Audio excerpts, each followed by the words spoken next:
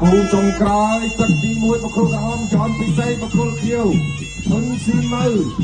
អូមកភ្លាមលេងគុនគាត់ធ្វើវាយស្ដាំបងប្អូនប្រយ័ត្នបាទសម្រាប់ក្រាបគ្រូក៏ប្រយ័ត្នសម្រាប់ចាំអត់ទេស្ទឹងទៅច្រើនទេប្រយ័ត្នឈ្នះចាញ់បានគ្នាល្អណាស់សម្រាប់គូនេះគាត់ស្ដាំរបស់ចន់ពិសេសអ្នកកំពុងស្ពឺដល់បកគលក្រហមវិញគាត់ឆ្វេងរបស់ស៊ីមើវាយស្ដាំអ្នកឆ្វេងមួយទៀតរបស់យន់ពិសីគាត់ខាងក្រោមបោះឆ្កងកង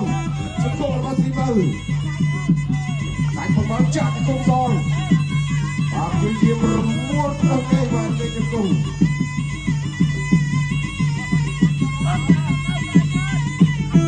គាត់ឆ្វេងវាយស្ដាំគួរទឹកចូលចាប់អបទៅគេចាក់ឆ្កងរុញអត់ទៅខ្សែសង្វៀនពីយន់ពិសី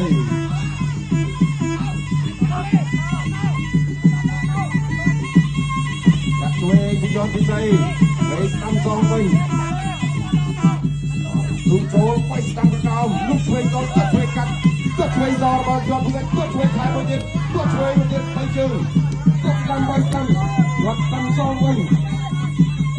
អត់ចូលវាយស្ដាំចូលព្រោះពីយន់ពិសី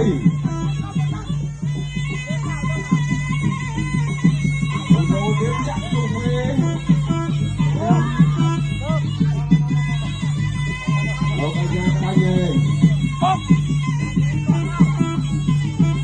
ចូលគាត់ឆ្វេងមកយកពិសេសចាក់ស្ដាំមួយទៀតពីយន់ពិសីពីមកអត់បញ្ញាដល់ដល់ចូលតិចអត់គាត់ក្រោមបោះឆ្កងសងអត់ចាក់ជុំឆ្វេងរបស់ពិសីហើយមកឆ្វេងមួយទៀតត្រា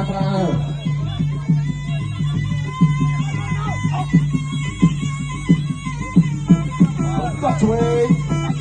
ចូលឆ្វេងតវាយស្ដាំឆ្វេងរបស់យន់ពិសីប្រុយតែចាក់គុំឆ្វេងលោកអញ្ញាកដាបំបាយ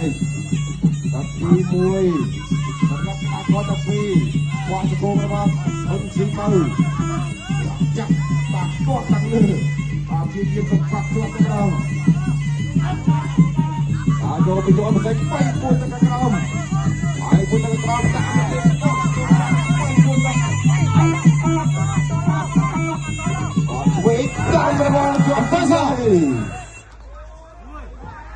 លោកអញ្ញាកដាធ្វើការរាប់ទៅលើស៊ីម៉ៅហើយស៊ីម៉ៅថាអត់មានអីទេ5 6 7 8បុកប្រកួតបន្តអាចបន្តប្រកួតបានធម្មតាស៊ីម៉ៅខាងហើយស៊ីម៉ៅខាងហើយ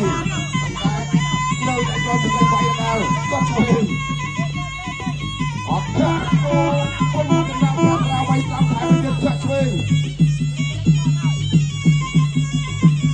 ចូលទៅនេះវាឆ្វេងអត់បានបែបនេះដកលេបមកវិញឆ្វេងស្ដាំចាក់គុំឆ្វេងថែមតែកុំបោលមកជុំវាតោះគុំឆ្វេង